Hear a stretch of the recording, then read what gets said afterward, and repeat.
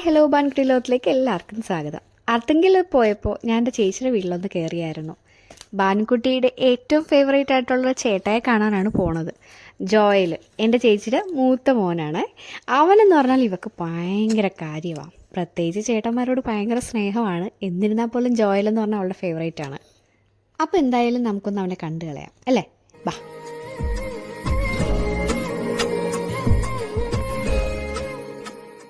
വണ്ടി പാർക്ക് ചെയ്തതിന് ശേഷം ഞങ്ങൾ അങ്ങോട്ട് ചെന്നു. ഞങ്ങളെ ഒട്ടും പ്രതീക്ഷിച്ചിട്ടുണ്ടാവില്ല ഈ സമയത്ത്. അങ്ങനെ ഞങ്ങളവിടെ എത്തി. ഇതാണ് അവരുടെ വീട് കേട്ടോ. പണി പാളിയൊന്നൊരു സംശയം, ആരെയും കണ്ടില്ല. അങ്ങനെ ഞാൻ ബാനുക്കുട്ടീനെ അവിടെ നിർത്തിയിട്ട് കോളിംഗ് ബെൽ അടിച്ചു.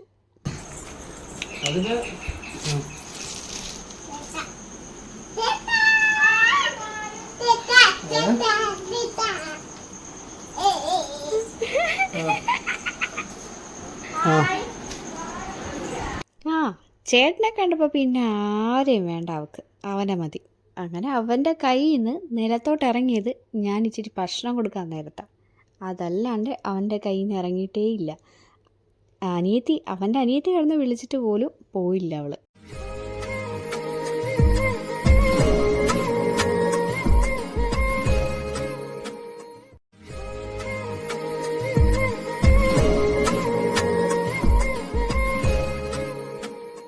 ഞാൻ ഫോട്ടോ എടുക്കാമെന്നും പറഞ്ഞ് പിടിച്ചു നിർത്തിയതാണ് കേട്ടോ.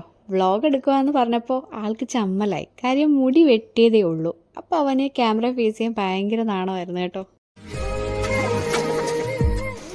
രാത്രി ആയതുകൊണ്ട് നമുക്ക് ഇവിടുത്തെ കാഴ്ചകളൊന്നും കൂടുതൽ കാണാൻ പറ്റത്തില്ല. അതിനു വേണ്ടി ചെടികളാണ് ഇവിടെ ഉള്ളത്. ഇതെല്ലാം ആശ ചേച്ചിയുടെ ഒറ്റ കാതല. നോക്കിക്കോ, കാണിച്ചു തരാം കേട്ടോ. അവരുടെ എൻട്രൻസിൽ തന്നെ വരുന്നതാണ്, കാർ പോർച്ചിൻ്റെ സൈഡിലായിട്ട്. നൈറ്റ് ആയതുകൊണ്ട് കൂടുതൽ കിട്ടില്ല, ഇതാ പ്രശ്നം. പകൽ വന്നിട്ടൊരു വീഡിയോ എടുത്ത് കാണിച്ചു തരാം.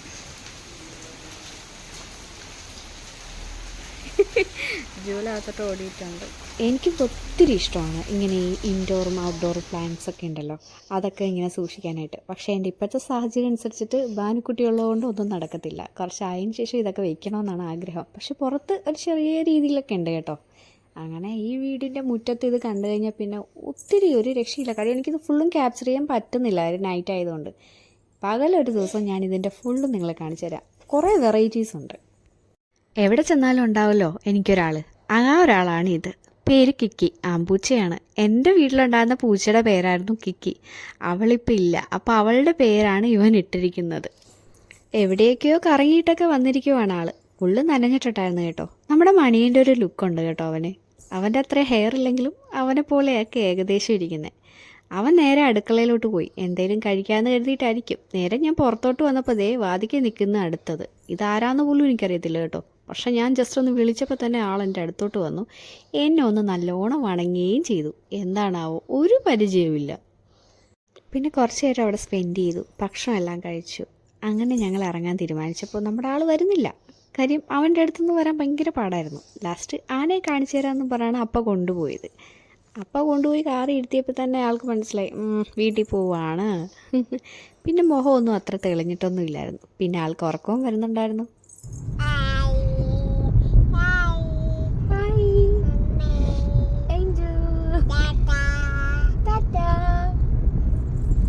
ബൈ ബൈ കൊടുക്ക്, ഷിയു കൊടുക്ക്. അപ്പോൾ എല്ലാവർക്കും ഒരു ചെറിയ വ്ളോഗ് ഇഷ്ടമായെന്ന് വിശ്വസിക്കുന്നു. നെക്സ്റ്റ് വ്ളോഗ് കാണുന്നതായിരിക്കും. Take care, by.